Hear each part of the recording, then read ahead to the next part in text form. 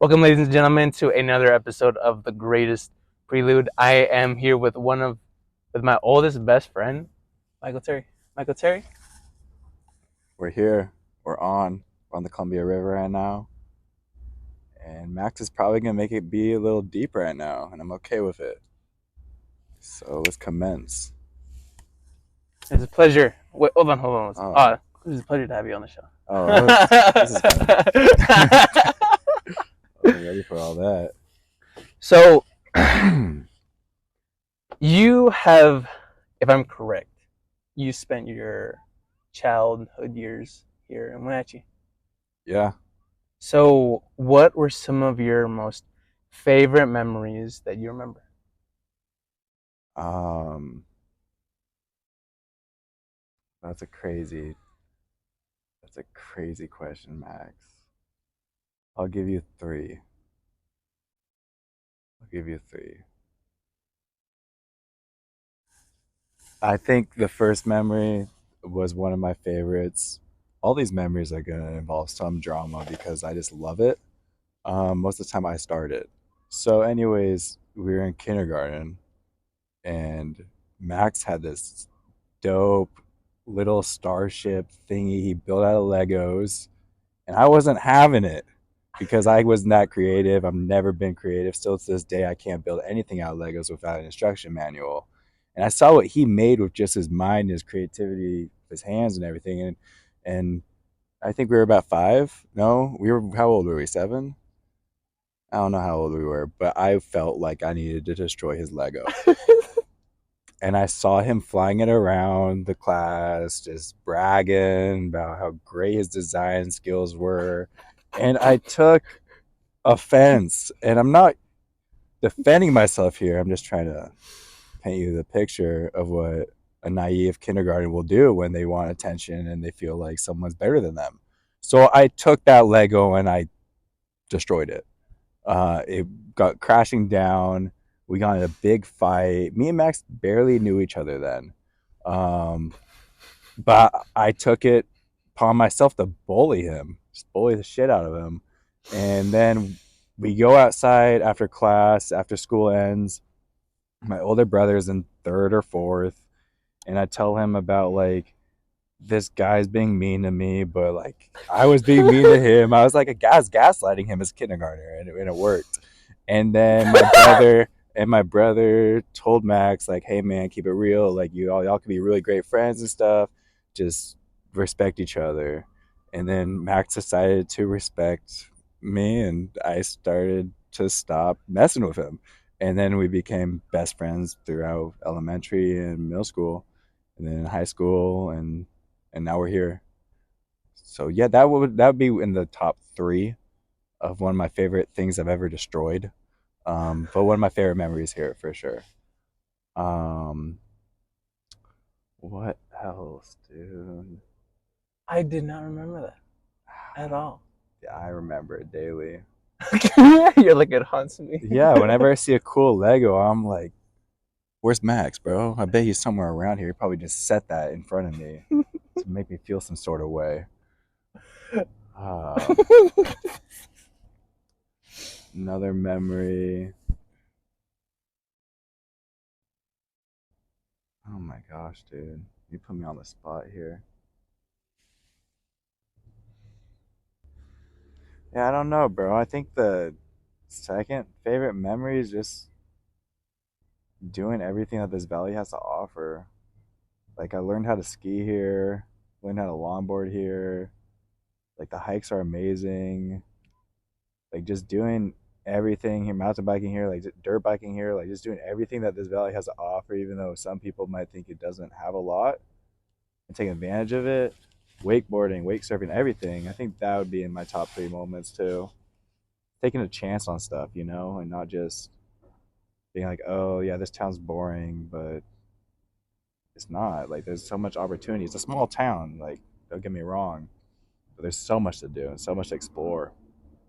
Um, yeah, that's probably number two. Just the activities and everything I've been able to learn and accomplish and fail at miserably sometimes, but learning from it, growing.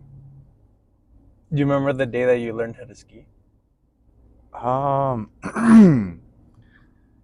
not really. I was so young. I remember going up the rope toe, and I remember. Okay, for skiing, I remember my falls more than I remember the times where it's like I went and like did some crazy stuff.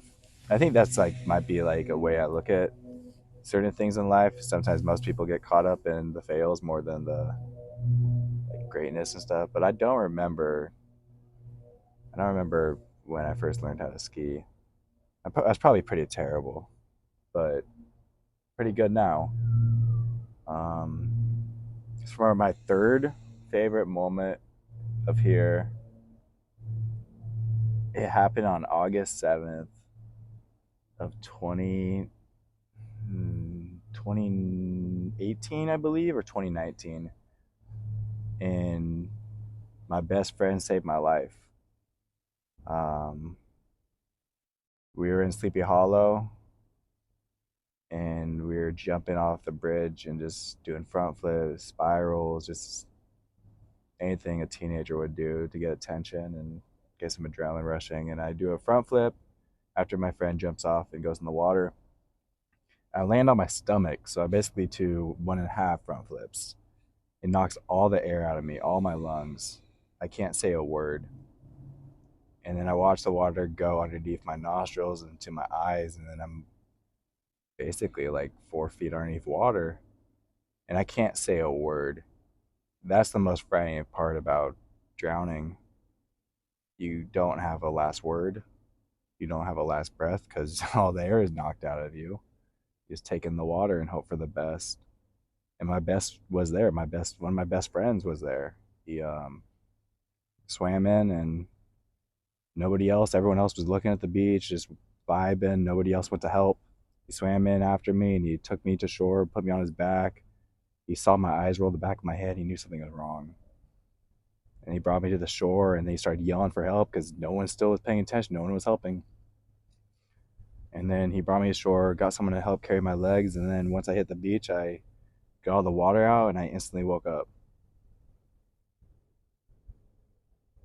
And he saved my life that day. And then he became my roommate. And we moved in an apartment together and became one of my really close friends for life.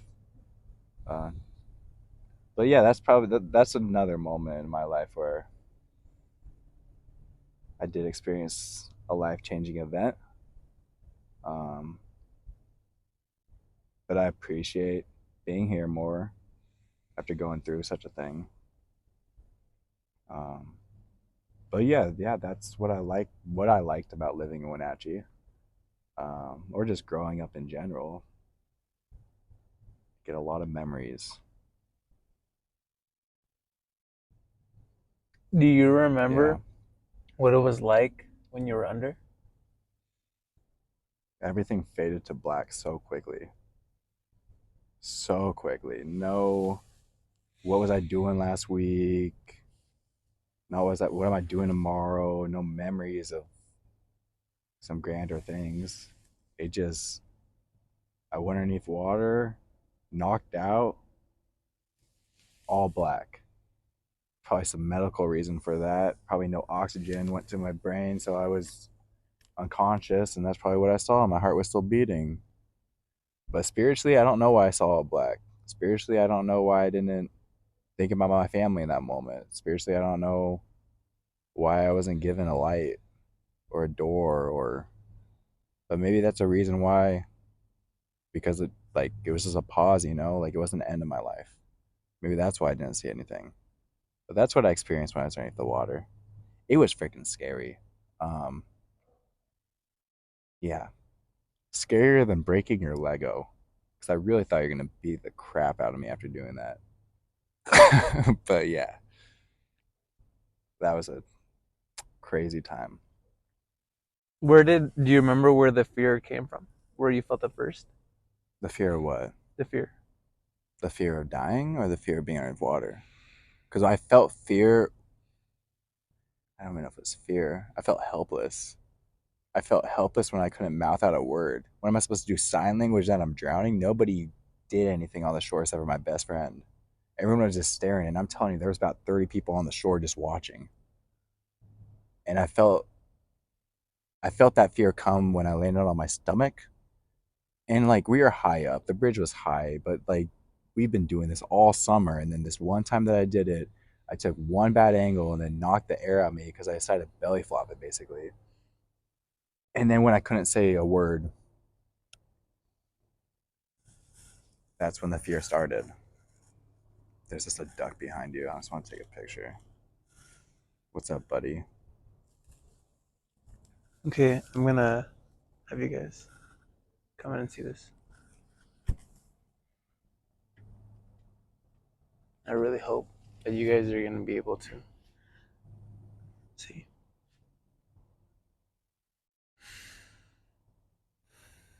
Oh, dude, this is so dope. She or he looks so beautiful. Until it starts biting you. She is too nice to do that. Oh no, there's a spider. Come on, duck, get it. Where's the spider? I don't know. I'm just trying to not let the fear take over. Dude, you're just like trying to chill, huh? Can we get like an ad lib for the podcast?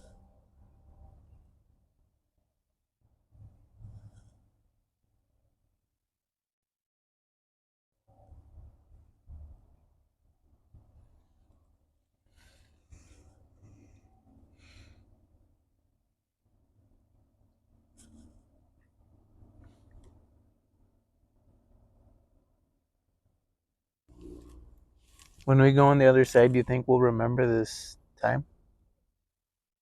You talking about going to the other dock or This time right now? I don't know if that's how life works. Hope so. That'd be awesome. But I wonder how much energy that would take for us to think back into time. You know? Like it took a lot of energy for you to like think of, what happened in the past. Yeah. Was there just a thumb drive?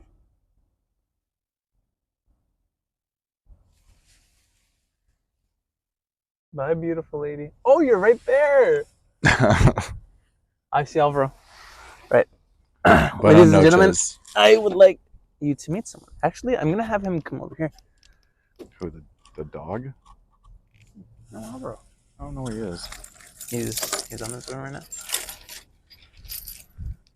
So I'm gonna have you guys look at how beautiful it is right now. One thing I like the most is how right here in the middle, it perfectly he's at the wrong dog. what's happening below and above. And it's like a sequence that's happening right in the center of the moment. That's starting to kind of kinky. Yeah. But you already know I'm a freak me. Yeah, I'm a freak me out some Peaskies with the Need 3 CPO. The Need 3 CP3. Yeah, like CP3 with the quick pass, like the quick dance that I gotta do with my last mass. But right now I'm just be pondering, my thoughts are scheming. But right now I feel like I'd rather be swimming, or I'd be rather underneath the streams. But right now I got all these dreams. But I know I might depart into the shady parts with the art to rechart the charts and abort the ship of broken clocks and broken crooks and broken locks. But I'll be taking it over. I'll be pondering. I got my life on Mission Impossible. But right now I don't know what's unstoppable. Me? I don't know. Maybe it's this podcast that Max be speaking and bleeding with. Put that shit on repeat. You know it is the greatest prelude. The greatest prelude. I got that shit like a what's it called? Magic? Like a greatest magic. I got that shit like a magic. What? I was trying to think what fucking rhymes with prelude. Prelude. Honda Prelude. Yeah, I don't know. Honda Prelude, bro. Hello, ladies and gentlemen. I am back with our good old friend. Hey guys, my name is Alvaro. Nice to meet ya. Oh, what's up, Michael? Michael on the mic right here. Mike on the mic. Good name. Thank you. So, Alvaro, what brought you to here. So why did we end up meeting you over here at this dock? I agreed to meet up with Michael today. What were you guys planning on doing? I already know. It had been a minute since I saw the man. Saw he was in town. I'm like, if I just kick it for a bit. Been too long. It's been forever. We're good friends back in the day. Life Still took us good apart. friends. Hell yeah, man. I mean, we're here. Yeah. We're here, aren't we? Just life took us into two different states. It's all good. But yeah, we agreed to meet up, and Max abducted us for a podcast, which is totally fine and totally understandable. Little but yeah, just kicking it. Symbolism. Just a little bit for the people who understand. A bit of symbolism up in this bitch. So I was asking Michael a couple of things that he really appreciated when he was growing up. Mhm. So I wanted to ask you the same thing. Like, what are some of the most fondest memories that you remember growing up here, or whatever you did? Don't talk about the vacuum. The vacuum. Don't. Now I'm curious of what happened I with don't the want vacuum. the vacuum. We since can't you have told me. that on record. Oh shit! We Actually, can't have didn't. that on record. Actually, We didn't know can't what you were have that on talking record. about. We can't have that on record. Actually, forgot about the vacuum. We can't talk about the vacuum.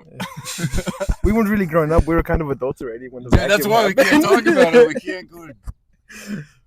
What's the shit called? The when a crime's no longer.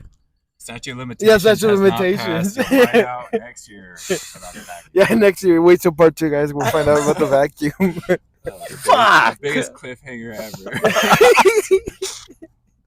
We died before we could tell the vacuum story. No, man. As an adult, I started to really appreciate all the small things around growing up here. It's a fucking cool place to live. Yeah. Yeah, I always liked living here. My childhood was pretty sick. It wasn't like a regular childhood. We didn't like play around and shit, but we always with the family doing random shit, walking to the park and shit. All that's cool. What are some memories that really stood out? Honestly, the best memories have been like recent ones. Life's been going good in a way. So, like childhood memories are just like, fuck, going to work with my family, dude. It's paying off now. Like all the hard work as a kid, it's paying off now as an adult. Mm-hmm. What kind of hard work did you guys do? Agricultural work. I mean, like actual work, not like second sense, like actual work. Like going to work in the orchards when we were like kids. As a kid, you didn't like it. Now as an adult, you're like, oh fuck, I'm glad I did that. Yeah, it That shows should- you the work ethic. Yeah, it shows you work ethic. Gives you. People say it's a joke. This is your character, but it does. It gives you character, man. The phone ended up dying right at the end, but I wanted to say a huge thanks to Michael, Terry, and for Alvaro Anaya for joining me on this episode of The Greatest Prelude, and I'm very grateful for all of the love and support over the years, and I want to say thank you for everything, and have a wonderful rest of your evening.